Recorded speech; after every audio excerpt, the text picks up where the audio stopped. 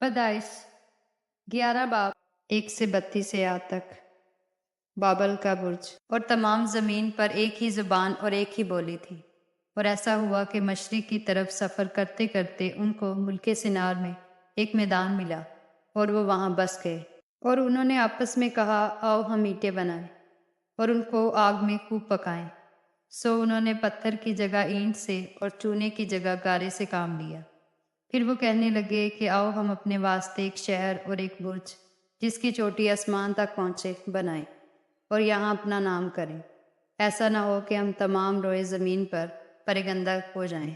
اور خداوند اس شہر اور برج کو جسے بنی آدم بنانے لگے دیکھنے کو اترا۔ اور خداوند نے کہا، دیکھو یہ لوگ سب ایک ہیں اور ان سبوں کی ایک ہی زبان ہے۔ وہ جو یہ کرنے لگے ہیں تو اب کچھ بھی جس کا وہ ارادہ کریں ان سے باقی نہ چھوٹے گا۔ سو آؤ ہم وہاں جا کر ان کی زبان میں اختلاف ڈالیں تاکہ وہ ایک دوسرے کی بات سمجھ نہ سکیں۔ پس خداوند نے ان کو وہاں سے تمام روئے زمین میں پرگندہ کیا، سو وہ شہر کے بنانے سے باز آئے۔ اس لیے اس کا نام بابل ہوا، کیونکہ خداوند نے وہاں ساری زمین کی زبان میں اختلاف ڈالا، اور وہاں سے خداوند نے ان کو تمام روئے زمین پر پرگندہ کیا۔ سم کی نسب، یہ سم کا نسب نامہ ہے۔ سم 100 برس کا تھا جب اس سے طوفان کے 2 برس بعد ارفقسد پیدا ہوا، اور ارفقسد کی پیدائش کے بعد سم 500 برس جیتا رہا اور اس سے بیٹے اور بیٹیاں پیدا ہوئیں۔ جب ارفقسد 35 برس کا ہوا تو اس سے سلا پیدا ہوا، اور سلا کی پیدائش کے بعد ارفقسد 403 برس اور جیتا رہا اور اس سے بیٹے اور بیٹیاں پیدا ہوئیں۔ سلا جب 30 برس کا ہوا تو اس سے عبر پیدا ہوا، اور عبر کی پیدائش کے بعد سلا 403 برس اور جیتا رہا اور اس سے بیٹے اور بیٹیاں پیدا ہوئیں۔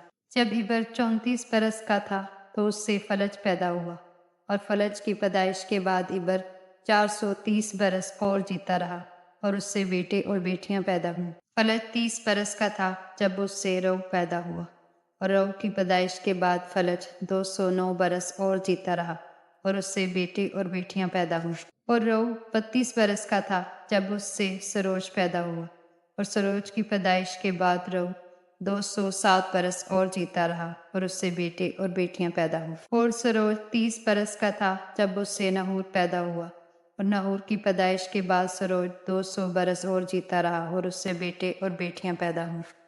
نحور 29 برس کا تھا جب اس سے تارا پیدا ہوا، اور تارا کی پیدائش کے بعد نحور 119 برس اور جیتا رہا اور اس سے بیٹے اور بیٹیاں پیدا ہوئیں۔ اور تارا 70 برس کا تھا جب اس سے ابراہیم اور نحور اور حران پیدا ہوئے۔ تارا کی نسل، اور یہ تارا کا نسب نامہ ہے۔ تارا سے ابراہیم اور نحور اور حران پیدا ہوئے، اور حران سے لوط پیدا ہوا۔ اور حران اپنے باپ تارا کے آگے اپنی ذات بوم یعنی کسدیوں کے عور میں مرا۔ اور ابراہیم اور نحور نے اپنا اپنا بیاہ کر لیا۔ ابراہیم کی بیوی کا نام ساری اور نحور کی بیوی کا نام ملکا تھا۔ جو حران کی بیٹی تھی وہی ملکا کا باپ اور اسکا کا باپ تھا۔ اور ساری بانجھ تھی، اس کے کوئی بال بچہ نہ تھا۔ اور تارا نے اپنے بیٹے ابراہیم کو اور اپنے پوتے لوط کو جو حران کا بیٹا تھا، اور اپنی بہو ساری کو جو اس کے بیٹے ابراہیم کی بیوی تھی ساتھ لیا، اور وہ سب کسدیوں کے عور سے روانہ ہوئے کہ کنعان کے ملک میں جائیں، اور وہ حران تک آئیں اور وہیں رہنے لگے۔ اور تارا کی عمر 205 برس کی ہوئی اور اس نے حران میں وفات پائی۔ کلام کے وسیلہ سے خداوند آپ کو برکت دے، آمین۔